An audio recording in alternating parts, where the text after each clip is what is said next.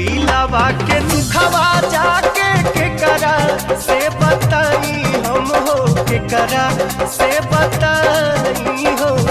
प्यारी बिन बाची न परानन हो नैहर में रहेगा कोई, हाँ हो कोई।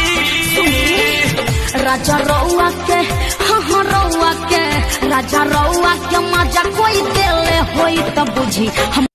अरे लागे कि कौनो कोट जवानी के डायल कइले बा।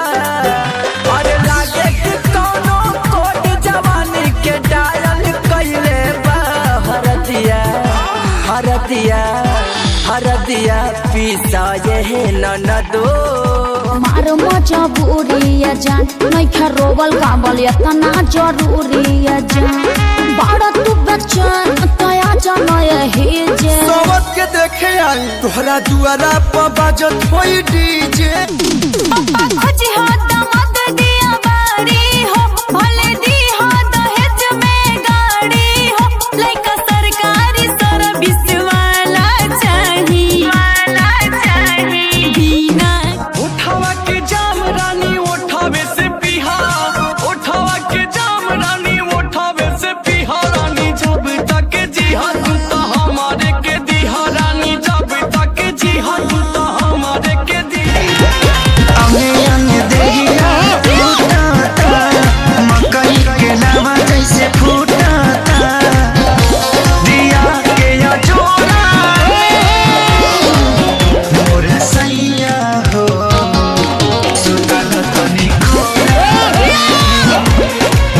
मोर सैया हो, सुतल तनी कोरा। लला देह तोहार झूला न जाता ही नया छावा। का बताई हो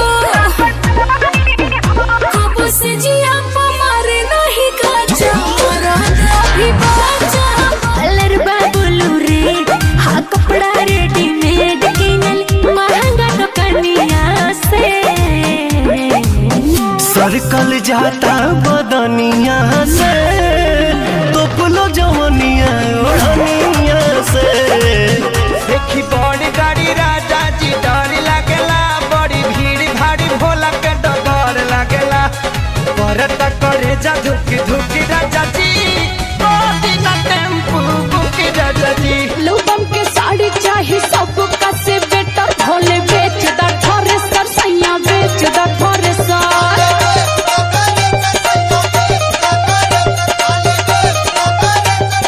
रोज के हे बाहल चल के डरामा, कितना बताइए खेसारी करनामा। अरे आके अब तू ही संभारा ई पानी सर से पार। अरे बाहर में जाके राजा करेला कमाई, ससुरा में झेलिले सितम। एकरा भरोसे पिया घरवा में रही, सच सच कहतनी हम। आज गाड़ी धला तू हाली हो। एरुआ कलर चाटा कार सड़िया किनले बानी। 2000 जाके हम दुकानिया पर किनले बानी। देत नाही रहले सैया झगड़ा करके छिनले बानी। जाके हम बड़ा हल बाजार। मन के काहे न कंट्रोल कइला, कांड हमरा संगे यो न मोल कइला। चले खलासा बना के रहिले। अरे बड़ा मजा बूढ़ तू दीवाना कइले बौरा कहीं का। हमारे कराना में तो पगली लिखाइले। हमरा से सुंदर जात बानी ससुर ना भेट होई अपरेल से।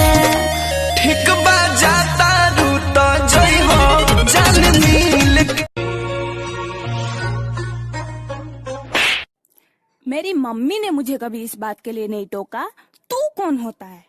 बॉयफ्रेंड है, बॉयफ्रेंड की तरह रह, ज्यादा दादी अम्मा बनने की कोशिश मत।